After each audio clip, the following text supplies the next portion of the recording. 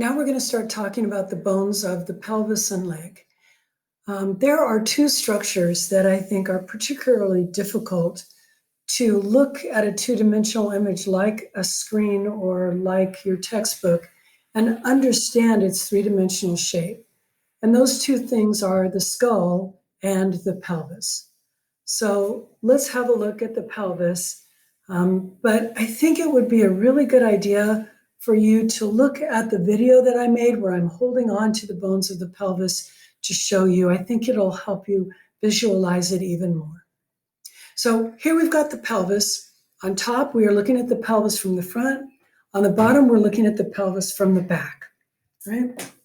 Now, when you look at the pelvis from the top, keep in mind that right here in front, this is the pubis. This is the set of bones, one right, one left, that are right underneath your zipper on your jeans, okay? And then this back here, these are bones that are near the back. So when you've got your hand on your hips and you feel your hip bones, you actually are touching this part right up here, which has got a name. It's called the iliac crest, right? So these are the things that, now, what is this thing? This triangular set of bones, which has got the holes in it, that is a part of your spinal column. That is technically part of your vertebrae, and it's known as the sacrum. The place where your pelvis attaches to your spine is right here between the ilium and the sacrum, and that's how it got the name the sacroiliac joint. As people get older, if they have problems with their sacroiliac joint, they can have pain radiating down the back of their leg. All right, so if you look in your lab manual on the top of page 34, it has the expression os cocci. Let me tell you what the os cocci is. The pelvis is this whole structure. Every pelvis is made out of this sacrum and 1, 2 os cocci.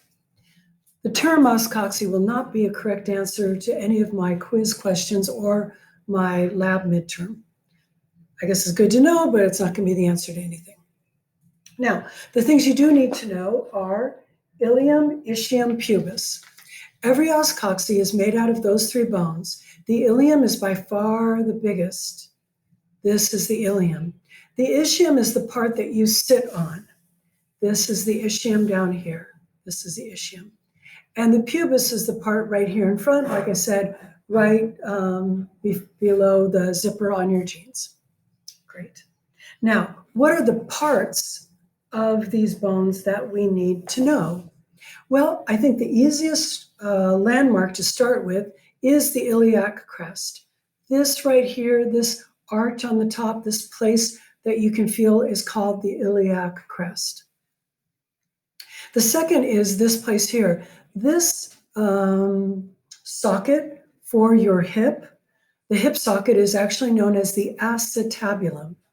The acetabulum, that's how you pronounce it, but remember, you're not being graded on how you pronounce things. So my TAs will often deliberately pronounce this the acetabulum, just so that you can remember to spell it right. What else do we need to know? Where this pubis on the left side comes in contact with this pubis on the right side, there technically is a joint. That joint is called the symphysis pubis or the pubic symphysis, either way.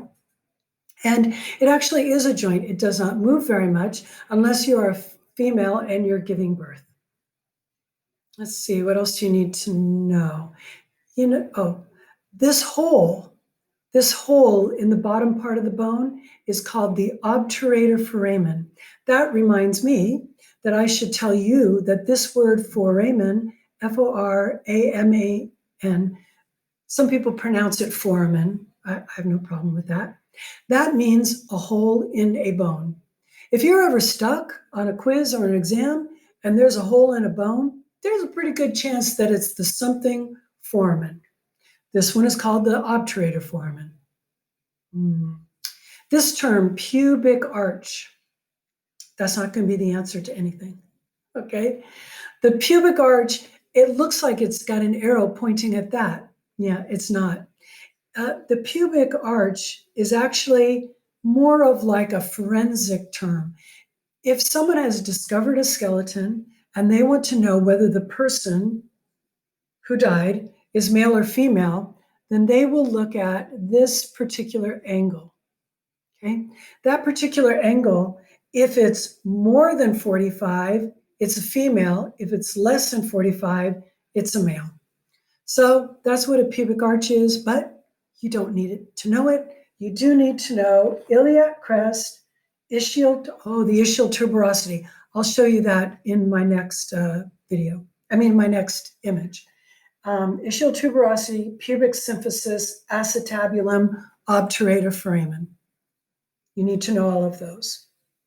What about anterior superior iliac spine? Don't need to know it. Put a little pencil line through that, right?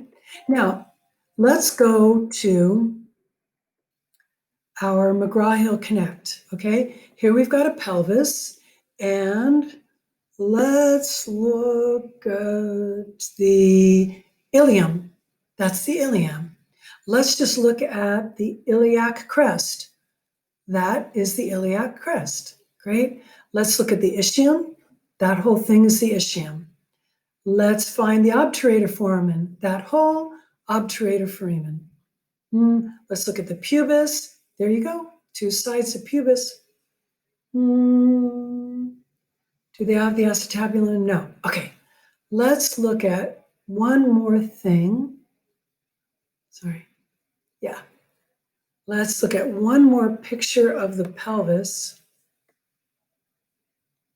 Here's looking down from above, all right?